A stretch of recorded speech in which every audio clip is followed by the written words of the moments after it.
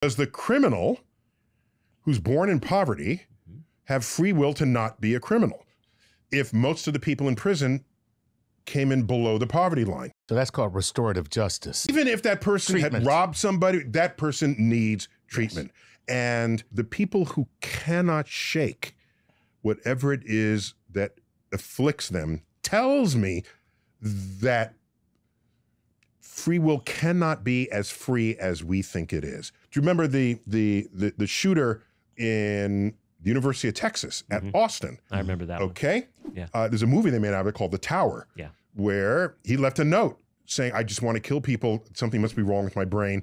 Please, when I die, look into this. They looked, and there was a tumor putting pressure on a part of them. In fact, that's how we learn anything about how the brain works when you have situations like this. Person had the free will to write a note. He had the free will to write the note. So he did not have the will to resist shooting. But that's the line that you were talking about is a partial one. Why isn't that line always in motion as we learn more and more about how the mind works?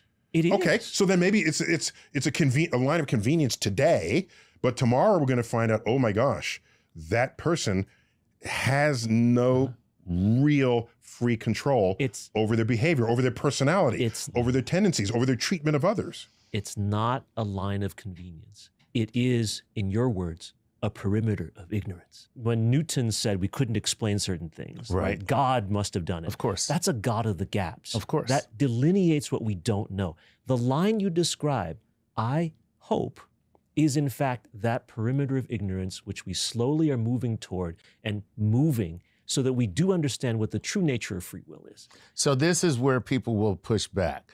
Most people are concerned not about the actions, but the consequences. So what they're thinking about is the punitive response to someone who does something wrong.